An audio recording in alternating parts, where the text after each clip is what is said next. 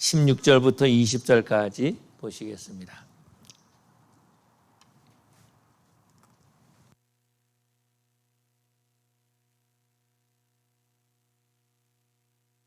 마태복음 28장 16절부터 20절까지 찾으셨으면은 우리 한음성으로 우리 같이 읽겠습니다.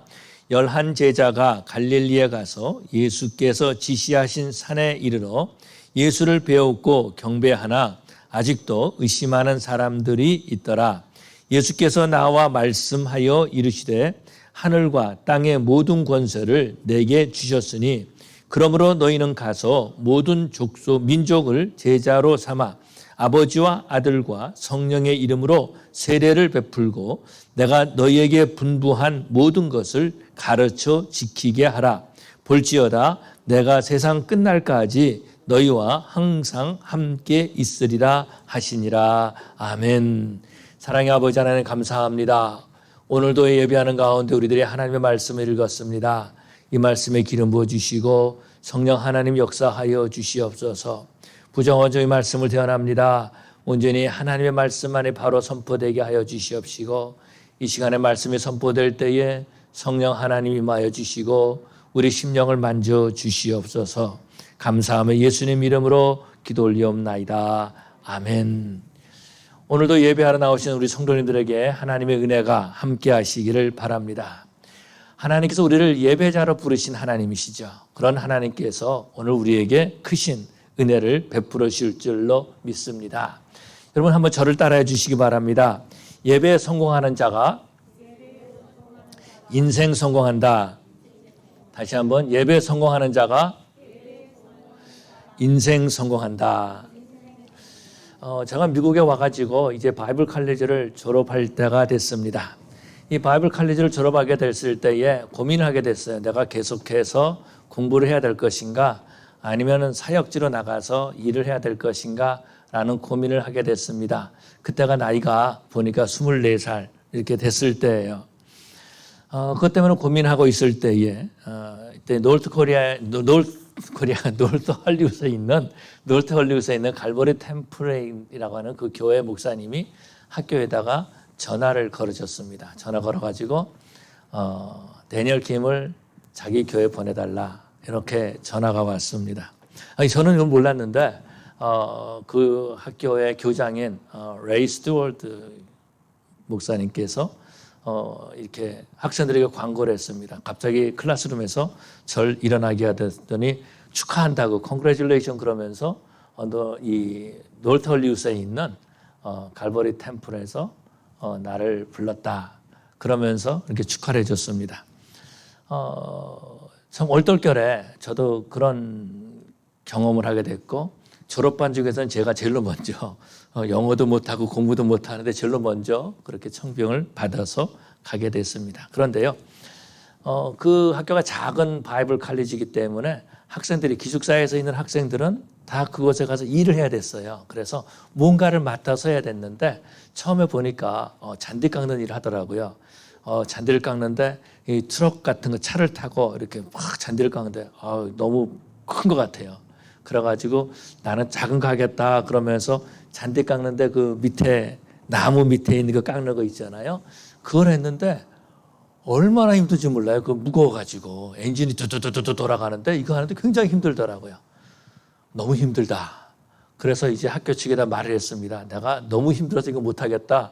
그랬더니 그러면 너 쉬운 거 줄게. 그러면서 채플을 이렇게 청소할 수 있도록 그렇게 해줬습니다. 그래서 이 채플 이제 그 백큐음하고 의자 똑바로 놓고 하는 그런 일들을 했습니다.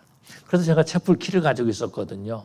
그래서 그때에 채플 키를 가지고 밤에 하나님 앞에서 기도한 적이 있습니다. 하나님, 이렇게 나를 부르는 교회가 있는데 하나님 내가 어떻게 해야 됩니까? 내가 계속 공부해야 됩니까? 이것을 accept 해야 됩니까? 아니면 deny 해야 됩니까? 내가 받아들여야 됩니까? 아니면 말해야 됩니까? 왜 그러냐면은 그때 24살밖에 되지 않았거든요. 그래서 고민하고 있는데 하나님께서 주신 말씀이 바로 이 말씀입니다. 마태복음 28장 20절에 있는 이 말씀입니다. 내가 너와 항상 함께 있을 것이다 라는 거죠. 네가 복음을 증거하는 그곳에 내가 너와 함께 할 것이다 라는 그런 말씀입니다. 이 부활절을 지난 다음에 부활절 지난 다음에 첫 번째 주일 아닙니까? 오늘 어떤 말씀을 전할까 이렇게 고민하다가 하나님께서 내게 주신 말씀을 우리 성도들과 함께 나눠야 되겠다라는 그런 생각을 가졌습니다. 우리 하나님께서는, 우리 예수님께서는 부활하신 다음에 예수님께서 제자들을 만나지 않습니까? 그 제자들에게 주셨던 말씀이 오늘 말씀이죠. 20절에 보니까 내가 너에게 분부한 모든 것을 가르쳐 지키게 하라. 볼지어다 내가 세상 끝날까지 너희와 항상 함께 있으리라 하시니라. 근데 이 말씀 하실 때요, 성경에서 보니까 이렇게 또 말씀하고 있습니다. 17절에 보니까 예수를 배웠고 경배하나 아직도 의심하는 사람들이 있더라. 그렇게 말씀하고 있습니다. 부활하신 예수님 만난 거죠. 그런데 정말로 저분이 예수님 맞나? 아니면 다른 분 아닌가? 그렇게 의심하는 분도 있었다라는 겁니다. 여기 아직도라고 하는 그런 단어가 있는데 이 아직도라고 하는 그 단어에 해당하는 사람이 아마 저가 아닌가라는 생각을 가져봅니다. 아직도 의심하고 있고 그럼에도 불구하고 하나님께서는 의심하는 그 제자들이 있음에도 불구하고 사명을 주셨다라는 것입니다. 그래서 하나님께서 저에게 베풀어 주신 그 은혜가 굉장히 크다라는 거죠. 여기까지 인도하신 분이 하나님이시다라는 것입니다. 물론 저의 그 어떤 무모함 때문에 이건 믿음으로 하는 거야 그런 무모함 때문에 전 고생을 많이 했어요. 우리 가족들도 고생을 많이 했고 또 저와 함께 20년 넘게 함께 계셨던 분 성도들도 참 많은 고생을 했습니다. 그럼에도 불구하고 하나님께서 그 고생하는 자들에게 은혜 베풀어 주신 줄로 믿습니다. 아직도 의심하고 아직도 믿음이 연약하고 아직도 부족한 우리에게 하나님께서 사명을 주시고 그 사명을 감당하게 하시는 하나님이신 줄로 믿습니다.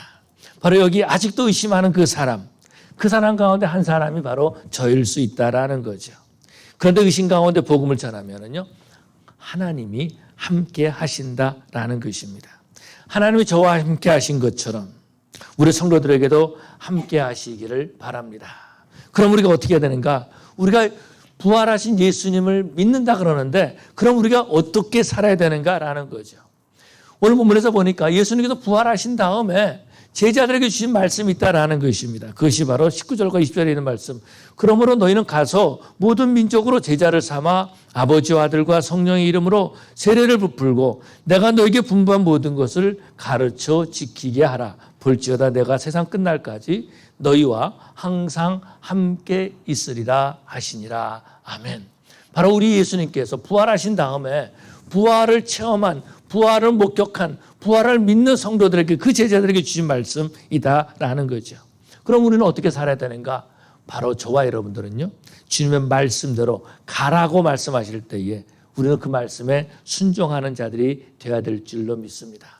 예수님께서 가라라고 말씀하신 것은 어떤 것이냐면 예수님께서 우리를 파송하시는 것이다라는 거죠. 세상으로 가라라고 말씀하셨다라는 것입니다. 복음을 들고 가라는 거죠. 그런데 사람들은 복음을 들었지만은요, 가려고 하지 않는다라는 거예요. 사람들은 뭐라 그럽니까? 내게로 와라 그렇게 말하고 있다라는 겁니다. 예배당을 세워놓고 나한테 와라 그렇게 말하고 있어요. 뿐만 아니라 교회에서 어떤 행사를 하면서 우리 교회에 와라 그렇게 말하고 있다라는 겁니다. 그런데요, 오라 그러면 아무도 안 오더라고요. 그런데 정말 이상한 것은 어떤 것이냐면은 오라고 하는 사람들도 요즘은 없다라는 겁니다. 가지도 않을 뿐만 아니라 오라고 하는 사람들도 없는 그런 모습들을 보게 되죠. 그런데 예수님께서 뭐라고 하십니까? 부활을 체험한 그 사람들에게 먼저 하신 말씀은 가라라고 하시는 말씀이죠. 가서 복음을 전하라라는 거죠. 여러분 저를 따라해 주시기 바랍니다. 복음은 가서 전하는 것이다. 다시 한번 복음은 가서 전하는 것이다. 예수님께서도 하늘나라에서 이 땅으로 내려오셨다라는 겁니다. 그래서 우리에게 오셔서 복음을 전하셨어요. 뿐만 아니라 예수님께서는 갈릴리 지하방에 다니시면서 복음을 전하셨습니다. 예루살렘에 가셔서 복음을 전하셨다라는 겁니다. 두로와 시돈 지방에 가셔서 복음을 전하신 그런 모습들을 보게 되죠. 그래서 수많은 선교사들이 지금도 가서 복음을 증거하는 그런 모습들을 볼 수 있습니다. 미지의 땅에, 알지도 못하는 땅에 가서 복음을 전한다라는 것입니다. 케냐에서 선교하시는 이사야 선교사님이 계신데 이분이 저랑 같이 공부하셨던 분이십니다. 물론 아버지는 흑인이고 어머니는 한국 사람인데 할머니 밑에서 성장한 그런 분이십니다. 아버지가 누군지 몰라요. 근데 외모는 흑인이에요. 이번에도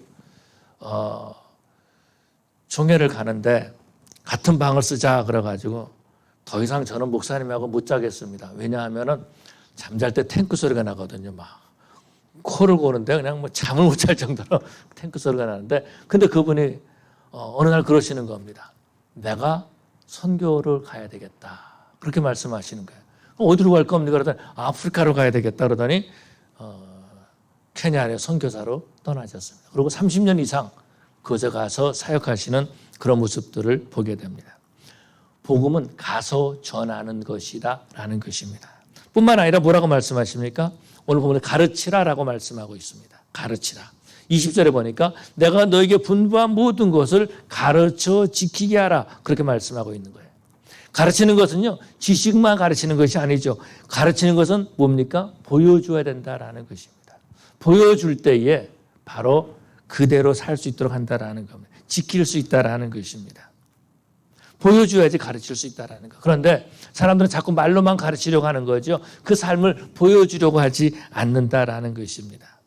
한국의 선교사로 봤던 샤핑 선교사, 우리가 전에 그 영화를 봤죠. 서서평 선교사를 샤핑 선교사인데 한국말로 서서평이라는 이름을 지었습니다. 이분은 처녀로 한국에 왔습니다. 한국에 와가지고 복음을 증거한 거죠. 그리고 삶을 보여줬다라는 겁니다. 몸이 상당히 아파서 이분이 의료 선교사로 한국에 가셨거든요. 근데 몸이 너무 아픈 거예요. 그래서 의료 선교사로 다니지를 못하는 거예요. 너무나 힘든 거예요. 그래서 자기 집에 사람들을 불러가지고 이제는 티칭하는 사역을 하겠다. 그렇게 말한 거죠. 이분의 침대맡에 그런 글이 써져 있습니다. 뭐라고 써 있냐면은 Not success but service. Not success but service. 성공이 아니라 섬김이다. 그런 말을 적어놨습니다. 그래서 참 이 말이 좋더라고요. 그래서 제 책상 테이블에다가도 Not success but service. 이런 말을 적어놨어요. 그런데 말을 적어놓는다 그래서 이렇게 섬기는 것은 아니더라고요. 근데 하여튼 볼 때마다 이 서서평 선교사님의 그 모습이 생각납니다. 사도 바울도 보면은요, 가서 복음을 증거하는 그런 모습들을 보게 되죠. 그래서 전도 여행을 계속 갔던 것을 볼 수 있습니다. 갈라디아를 가고요, 에베소도 가고요. 뿐만 아니라 이 유럽까지 가서, 로마까지 가서, 심지어는 저 스페인까지 가서 복음을 증거한 그런 모습들을 보게 되죠. 그런데요, 성경에서 보니까 뭘 말씀해 주고 있냐면 바울과 함께하는 사람도 있었다라는 거죠. 함께하는 사람들이 어떤 사람이겠습니까? 바울과 함께 잠을 자고 함께 밥을 먹고 함께 대화를 나누는 사람들이에요. 다시 말해서 바울은 그 삶에서 보여주는 삶을 살았다라는 것입니다. 하나님의 말씀을 보여주는 삶을 산 거예요. 그래서 함께 있었던 사람들이 바울의 삶을 보고 배우는 거죠. 바울의 삶을 보고 함께 있으면서 복음을 배웠다라는 것입니다. 그렇게 가서 전하는 그 사람들에게 하나님께서, 예수님께서 함께 하시겠다라고 말씀하시죠. 볼지어다 내가 세상 끝날까지 너희와 항상 함께 있으리라. 여기서 보면은요, 이런 모습들을 보게 됩니다. 우리 예수님께서 함께하는 사람은 어떤 사람이냐면 가서 복음을 증거하는 그 사람들에게 함께 하시겠다라고 말씀하고 있는 거죠. 그냥 예수님께서 그냥 내가 너와 함께 하겠다 이렇게도 말씀하셨습니다. 물론 예수 믿는 사람들에게 우리 주님께서 함께 하시겠다고 말씀하셨습니다. 그런데 가서 복음을 증거하는 그 사람들에게 바로 예수님께서 함께 하시겠다라고 말씀하시는 거죠. 사무엘상에서 보면요, 그렇게 말씀하고 있습니다. 사무엘이 말할 때에 사무엘의 말이 하나도 땅에 떨어지지 아니하니라 그렇게 말했습니다. 그런 것처럼 우리 주님이 함께 하실 때에 하나님의 말씀이 그저 떨어지는 그런 나무, 그런 말씀이 아니라 열매 맺는 그런 나무, 그런 열매, 그런 말씀이 되게 하시는 줄로 믿습니다. 우리는 주님이 분부한 것을 가르쳐야 된다라는 거죠. 주님께서 분부한 것을 가르쳐야 된다는 겁니다. 주님께서 말씀하신 것을 가르쳐야 된다는 겁니다. 내가 너희에게 분부한 모든 것을 가르쳐 지키게 하라 그렇게 말씀하고 있습니다. 문제는 뭐냐면요, 우리 주님께서 뭘 분부했는지 모른다라는 거예요. 우리 문제는 뭐냐면은 주님께서 말씀하신 것이 무엇인지 모른다라는 겁니다. 그러다 보니까 자꾸 다른 것을 말하는 거예요. 자꾸 다른 것을 가르치려고 하고 있다라는 것입니다. 예수님의 말씀이 아닌 자꾸 자기 경험, 자기 지식, 자기 생각을 가르치려고 하고 있다라는 것입니다. 예수님요, 부활하신 다음에 제자들을 만나 주셨습니다. 그를 찌른 자를 만나 주신 것이 아니에요. 십자가에 못 박으셔서 했던 그 사람을 만나주신 것이 아니라 예수님께서는 그 제자들을 만나주셨다라는 것입니다. 예수님께서 부활하신 다음에 다시 살아나셔가지고 만나주셨을 때 얼마나 큰 충격이었겠습니까? 아니 내가 분명히 봤는데 그렇게 비참하게 처참하게 죽는 모습을 내가 봤는데 그 예수님이 살아났다라는 거예요. 그리고 문 앞에 있다라는 겁니다. 내 눈앞에 계신 거예요. 뿐만 아니라 같이 밥을 먹는다라는 겁니다. 정말 저분이 십자가에 돌아가신 그분이실까? 그런 의심을 갖게 되는 거죠. 그런데 주님께서는 오늘도 본문에서 보니까 의심하는 자에게도 사명을 주셨다라는 겁니다. 오늘 본문에서 이 말씀하실 때요, 거기에 분명히 의심하는 자들이 있었다라고 말해주고 있어요. 예수를 배웠고 경배하나 아직도 의심하는 사람들이 있더라. 그런데 그들에게도 우리 주님께서는 사명을 주셨다라는 겁니다. 저는요 그런 생각을 가질 때가 있어요. 그렇게 의심할 때가 있습니다. 아니 주님께서 한번 능력을 행하시면은 많은 사람 다 믿을 건데 왜 이렇게 힘들게 어렵게 사람들을 보내시고 힘들게 하실까라는 거죠. 아니 주님께서 한번 말씀하시면 수많은 사람들이 다 회개할 것 아닙니까? 한번 역사하시면 수많은 사람들이 다 돌아오고 예수 믿을 것 아니에요. 그런데 무엇 때문에 이렇게 가라 그러시고 가르치라 그러시고 그렇게 힘들게 하실까라는 거죠. 바로 그것은 우리 예수님께서 우리를 믿어주시는 겁니다. 우리를 믿어주시는 거예요. 뿐만 아니라 우리가 그런 영적인 열매를 맺기를 원하신다라는 거죠. 하나님의 말씀을 믿고 순종했을 때에 우리를 통해서 생명을 얻게 되는 놀라운 기쁨을 누리기를 원하신다라는 것입니다. 우리의 전도를 통하여서 또 다른 그리스도인이 이 땅에 태어나기를 원하시는 거죠. 그래서 주님께서 우리를 믿어주시는 겁니다. 믿어주시기 때문에 파송하는 거예요. 믿지 못하는 사람은 어떻게 파송하겠습니까? 내가 너 보냈더니 헛소리만 하고 말이지 너 딴짓하구나. 그럼 파송이 안 되잖아요. 믿어주니까 파송한다라는 것입니다. 바로 복음을 증거한 사람은 어떤 사람입니까? 하나님이 믿어주는 사람들인 줄로 믿습니다. 예수님은요 전도하는 자리에 함께 하시는 거죠. 복음을 들고 다른 나라에 갈 때 주님께서 함께 하시는, 먼저 가서 그곳에 가서 하나님께서 일하신다라는 것입니다. 그곳에 가서 복음을 받을 수 있는 그 밭을, 마음의 밭을 기경해 주신다라는 것입니다. 전도하는 사람들을 보면은요 성령의 강력한 역사를 느끼고 체험하는 그런 모습들을 보게 되죠. 담대함을 갖는다라는 것입니다. 내 힘으로 담대함을 갖는 것이 아니라 바로 하나님께서 함께 해주셨기 때문에 담대함을 갖게 되는 줄로 믿습니다. 어느 대형교회 목사님이 이제 교회 부흥 세미나를 하게 됐습니다. 제가 대형교회라고 말하는 것은 우리 교회보다 큰 교회는 다 대형교회예요. 우리 교회보다 큰 교회는 다 대형교회. 그래서 그 대형교회 목사님께서 이제 그 세미나 강사로 오셔가지고 이제 강의를 하시는데 뭐라 그러시냐면 나는 한 것이 아무것도 없습니다. 정말로 나는 여기서 할 말이 없습니다. 한 것이 아무것도 없습니다. 그렇게 자꾸 말씀하시는 거예요. 그러다 보니까 세미나에 왔는데 들을 게 있어야 되는데 한 것이 없다 그러니까 들을 게 없잖아요.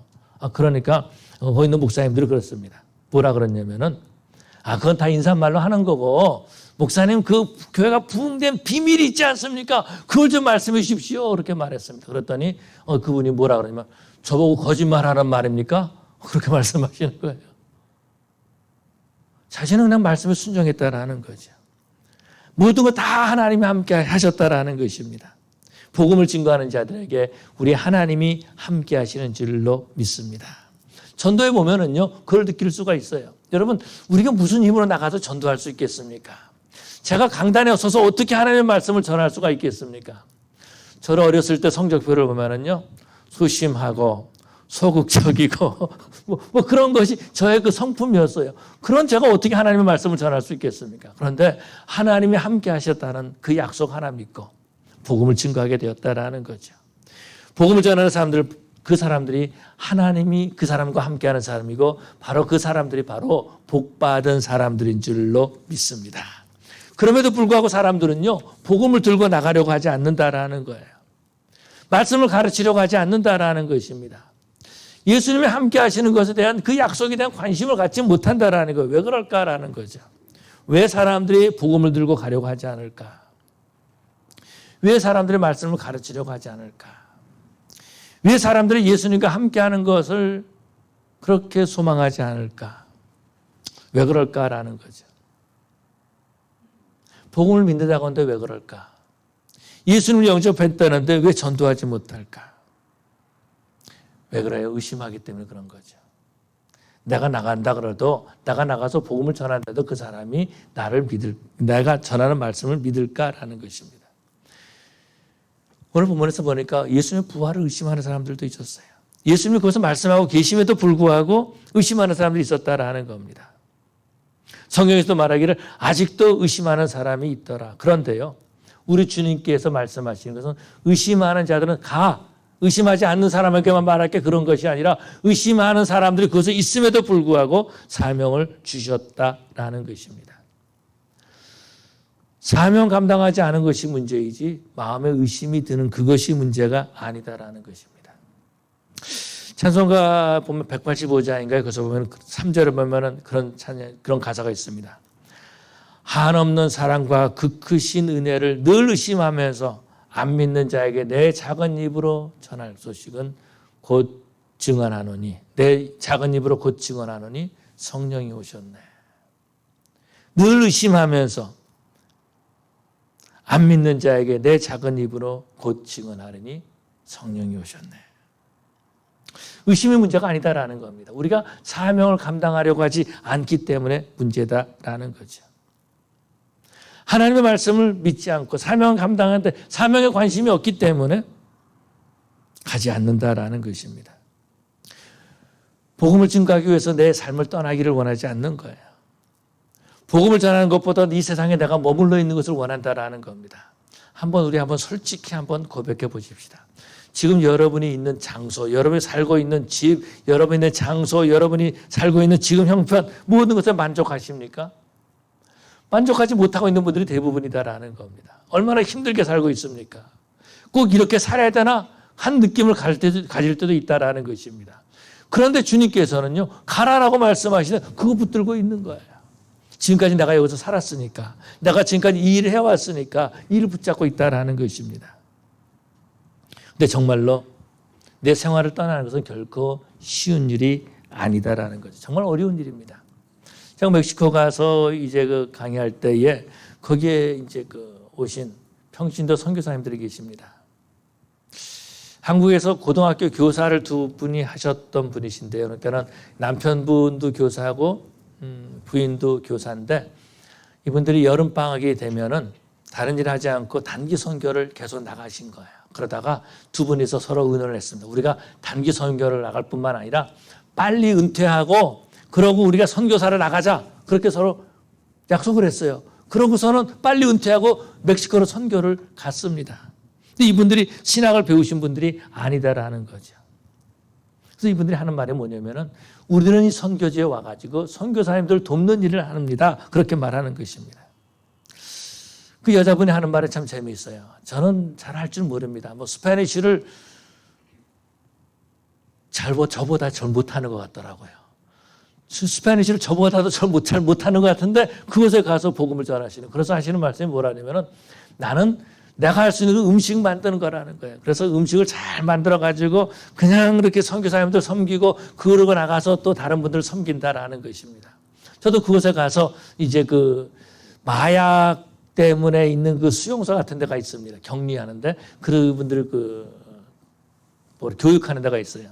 근데 그곳에 가서 이렇게 음식을 나눠주는 그런 일을 한 적이 있는데 그런 데 가서 그런 일을 한다라는 것입니다. 남자 선교사님은요, 이 선교소를 나가기 전에 침수를 배우셨어요. 그래가지고 침수를 하는데 목사님 침을 좀 맞고 가시죠. 피곤하신데 겁나더라고요. 아무데나 막 쑤시는 것 같고 찌르는 것 같고 그래가지고.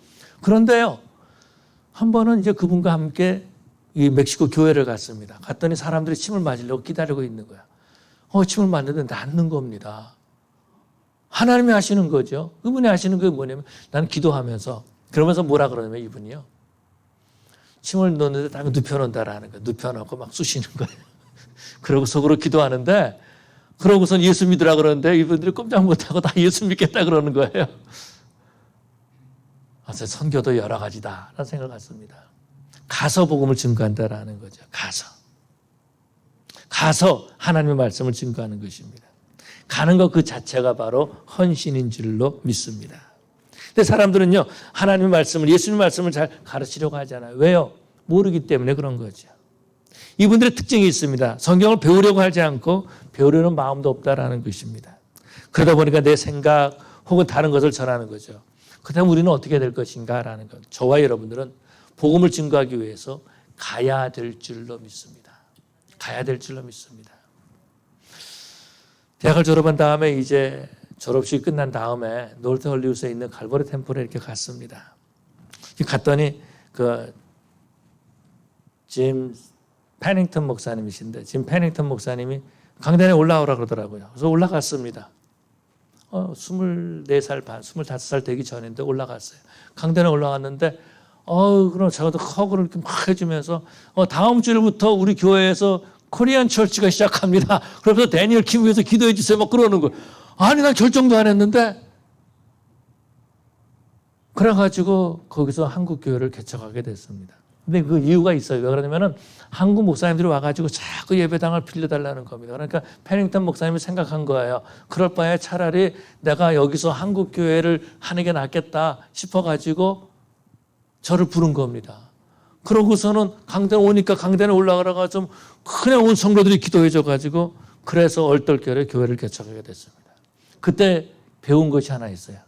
교회 개척은 얼떨결에 하는 거다. 알고 나면 못해요. 알고 나면 못해요. 정말 못해요. 근데 얼떨결에 하게 됐다. 24살, 25살 때. 그때 가서 막 집집마다 다니면서 복음을 전했습니다. 그 당시에 이렇게 한인록이라는 것이 있었어요. 혹시 기억하실지 모르겠어요. 오래되신 분들은 기억하실 겁니다. 한인록이라는 것이 있었습니다. 한인록이 있는데요. 그것은 한국 사람들의 이름과 주소, 전화번호가 다 있습니다. 그럼 거기 우편번호를 보고 이제 노스 헐리우드 지역, 벤나이스 있는 지역, 버뱅크 있는 지역에 한국 분들을 다 뽑아가지고 그분들에게 가서 복음을 전했습니다. 처음에는 이제 계속해서 이제 편지를 보냈었죠. 그런 다음에 가서 복음을 전하는데 하나님이 함께 하시는 걸 느낄 수가 있었습니다. 복음을 증거할 때에 하나님이 함께 하시는 줄로 믿습니다. 우리 조선 땅에 온 선교사들 보면 배를 타고 한 달, 두 달 일본을 거쳐가지고 그러고서는 한국에 오신 분들입니다. 대학을 막 졸업하고 복음을 증거하기 위해서 헌신한 거죠. 그래서 한국에 가면은 혹시 여러분들께서 한국에 가시면은 한번 방문해 보시기 바랍니다. 마포라는 그 지역에 양화진이라는 곳이 있습니다. 그것은 외국 사람들의 무덤인데 주로 선교사님들의 그 산소가 그 무덤이 그곳에 있습니다. 그래서 보면 언더우드 박사님의 무덤도 있고 다른 사람의 무덤들도 많이 있어요. 근데 그곳에 갔을 때 어린아이들의 무덤이 있습니다. 주로 선교사님들의 자녀들이에요. 한국에서 태어났다거나 아니면 어렸을 때 부모님을 따라서 한국에 온 자녀들이 풍토병 때문에 약이 없어가지고 그냥 조선에서 그냥 죽은, 그래서 그곳에 묻은 그러한 무덤이 있습니다. 그래서 그들이 가르쳤기 때문에 저와 여러분들이 바로 예수 믿게 된 거예요. 그들이 있었기 때문에 저와 여러분들이 바로 예수 믿게 되었다라는 것입니다. 예수 부활을 목격한 사람들이 가서 복음을 증거한 거죠. 그런데 우리 주님께서는 지금도 예수님께서 분부한 모든 것을 가르쳐 지킬 사람을 찾고 계신다라는 것입니다. 조금 전에 말씀드렸던 갈보리 템플에 있을 때에 한 선교사님들이 와서 간증을 했습니다. 여자분이신데요. 어느 날 와서 간증을 하시는 겁니다. 교단에서 이 두 목사님과 사모님을 선교사를 아프리카에 파송을 했습니다. 그런데 아프리카에서 남편이 병으로 세상을 떠났습니다. 그래서 그것에 이제 무덤을 산소에다 묻고 그러고 있는데 선교 본부에서 연락이 온 거예요. 선교사님이 돌아가셨으니까 당신은 이제 돌아오십시오. 그래가지고 선교비도 끝나고 모든 후원이 끝나가지고 돌아왔습니다. 돌아오고 난 다음에 한 4년, 5년 지난 것 같아요. 그런 다음에 자신이 다시 선교사로 그 지역에 가겠다라고 선교 본부에다가 신청을 했습니다. 그랬더니 그럼 당신을 후원할 수 있는 교회를 찾으십시오. 그래서 우리 교회 와서 간증을 하는 겁니다. 그분이 하는 말 가운데 그때는 지금보다 조금 더 영어를 조금 잘할 때예요. 그때는 미국 사람을 만나서 말을 할 때니까 영어를 조금 잘할 때, 지금은 못하지만은 그분이 하시는 말씀이 뭐라 그러냐면요. 남편이 죽은 곳에 가서 남편이 있는 그 무덤에 나도 죽고 싶다라는 겁니다. 그러면서 그것을 보내달라는 거죠. 그래서 그것에 가서 복음을 증거하겠다라는 겁니다. 가서 죽겠다라는 거예요. 가서. 내가 가서 복음을 증거하고 그런 다음에 돌아오겠다라는 것이 아니라 가서 내가 죽겠다. 남편이 있는 곳에 나도 그곳에 묻히고 싶다. 그렇게 말하는 것입니다. 부활하신 예수를 만난 자들은요, 주신 사명이 있습니다. 복음 전도는 부활을 믿지 않는 사람들에게 주지 않았다라는 겁니다. 이 사명은요, 부활을 믿은 사람들에게만 주신 사명이다라는 겁니다. 예수님의 부활을 믿지 않는 사람들은 이런 사명이 없어요. 그래서 전도하지 않아도 돼요. 그냥 예수를 믿지 않고 그냥 지옥에 가면 끝나는 거예요. 더 이상 뭐 할 말 없어요. 그러나 예수를 믿고 부활하신 예수를 믿는 사람에게는 사명이 있다라는 겁니다. 어떤 사명입니까? 가서 복음을 증거하는 사명이 있다라는 것입니다. 아직도 의심하는 사람이 있어도요, 사명 감당하는 자에게 우리 주님이 함께 하시겠다라는 거죠. 제 자신을 볼 때 제가 큰 믿음이 있는 것도 아니었습니다. 여전히 의심할 때도 있습니다. 그런데 그때마다 주님께서 저를 깨우쳐 주시는 거예요. 내가 너를 위해서 죽지 않았느냐? 내가 네 죄를 용서하지 않았느냐? 내가 너를 보내지 않았느냐? 그렇게 말씀하신다라는 거죠. 하나님 앞에 헌신한다고 했지만은 하나님의 은혜에 보답한 것은 아무것도 없다라는 것입니다. 감사한 것은 복음을 증거할 때마다 성령 하나님이 함께 하시고 힘을 주시는 거죠. 마태복음을 시작할 때 보면은요, 예수님이 임마누엘이라, 하나님이 우리와 함께 하신다라고 말씀하고 있습니다. 그런데 마태복음 마지막 절에도 그런 말씀하십니다. 내가 세상 끝날까지 너희와 항상 함께 있으리다. 임마누엘 하신다라는 거죠. 사명을 감당하는 자들에게 임마누엘 하신다라는 겁니다. 제가 헐리우드의 그 교회 갈보리 템플에 가는 것도 하나님의 약속이 없었으면 가지 못했을 것입니다. 하나님이 함께 하신다는 그 약속 하나 믿고 그곳에 간 거죠. 조선 땅에 간 루비 캔드릭 선교사님, 전에도 말씀을 드렸는데 아마 3번째 정도 말하는 것 같습니다. 텍사스 청년 선교에서 이분을 조선 땅에 선교사로 파송했습니다. 그때 나이가 24살이에요. 송도에 가서 영어도 가르치고 복음도 전하는 그런 사역을 했습니다. 그런데요, 이 루비 캔드릭이 9개월 만에, 한국에 온 지 9개월 만에 그냥 풍토병으로 죽었어요. 그래서 한국에 묻혀있죠.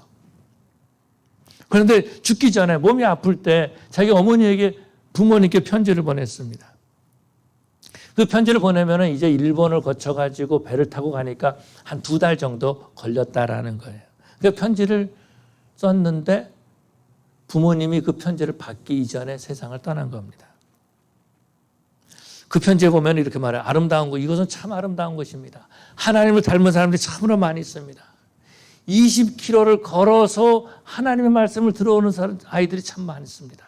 20km. 저는 이번에 데스칸소 가든 갔다가 와가지고 힘들더라고요. 좀 걸었는데 말이죠. 그래서 저녁 때가 돼가지고 약을 먹고 그러고 이러다가 내일 내가 새벽기도 못 가지. 그런데 새벽기도 갔어요. 그런데 20km를 걸어서 아이들이 하나님의 말씀 배우러 온다라는 겁니다. 루비 캔드릭이요, 텍사스 선교회 청년 선교에 이렇게 편지를 보냈습니다. 그 아플 때 편지를 쓴 거죠. 내가 죽으면 10명씩 20명씩 조선 땅에 오라고 전해 주십시오. 만일 나에게 1000개의 생명이 있다면 다 조선에 주겠습니다. 이것이 루비 캔드릭이 마지막으로 선교에 보낸 편지였습니다. 조선 땅에 심겨진 수많은 선교사들의 생명이 있는 것을 보게 됩니다. 어떤 교수가 이런 얘기하는 것을 들었습니다. 한국의 신학교, 장로교 신학교 교수인데요. 이 선교사들을 말하면서 이 선교사들은 조선 땅에 간 사람들인데 이 사람들은 다 조선 땅에 죽으러 간 사람들이다. 그렇게 말하는 겁니다. 생명을 주러 조선 땅에 간 사람들이다라는 것입니다. 아프가니스탄 선교하고 있는 황희서 선교사님, 우리가 보통 A국이라고 그렇게 말하죠. 지난번 새벽 기도회 때 제가 선교 편지를 읽어드리고 다 나눠드렸습니다. 왜냐하면 공유할 수 있는 것이 못 되기 때문에 거기에는 어떤 그런 선교하는데 그 비밀들이 좀 있기 때문에 또 다른 사람이 알면 안 되기 때문에 그렇게 말했어요. 했습니다. 그렇게 특별히 부탁을 했어요.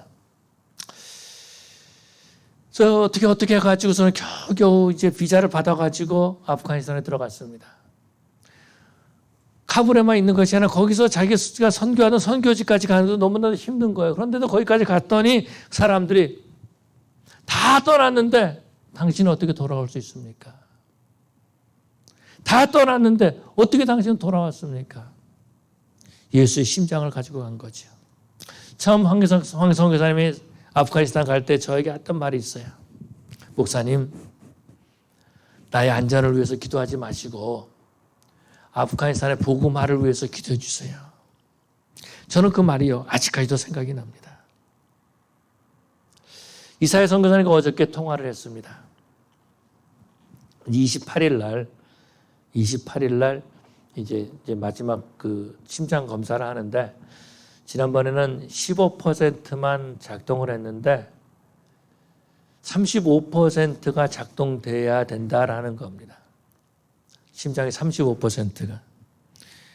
그러면서 하는 말이 뭐냐면 35%가 작동이 되면은 내가 다시 케냐에 갈 겁니다.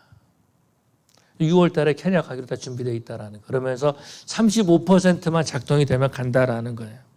그래서 제가 그랬어요. 목사님, 그거 죽으러 갑니까? 왜 자꾸 케냐에 또 간다 그럽니까?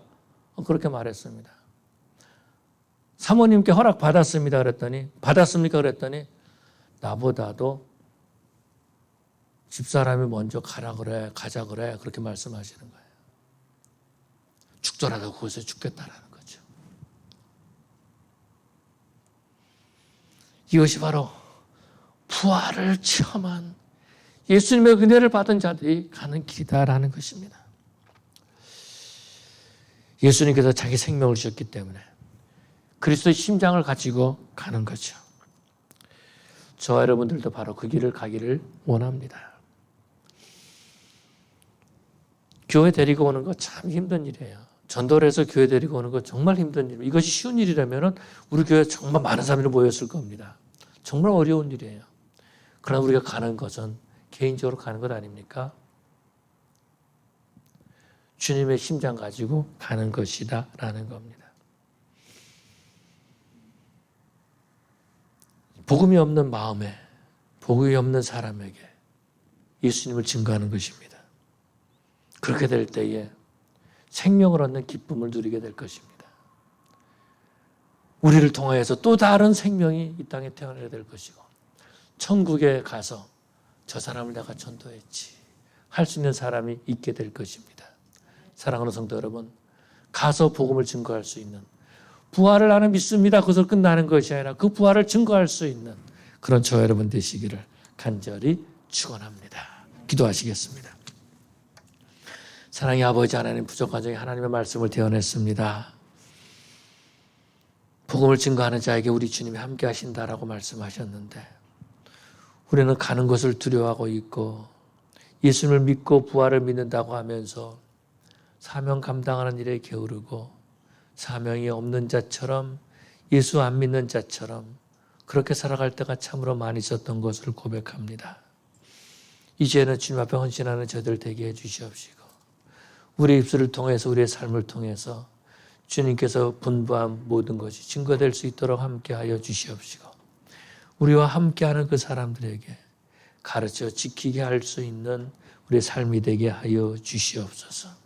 날마다 임마누엘을 체험하게 해주시옵시고, 우리와 함께 하시는 하나님을 체험하는, 주님과 동행하는 저들 되게 해주시어서 우리가 있는 그곳에서 예수의 향기가 나올 수 있도록, 예수의 냄새가 나는 저희들 되게 하여 주시옵소서.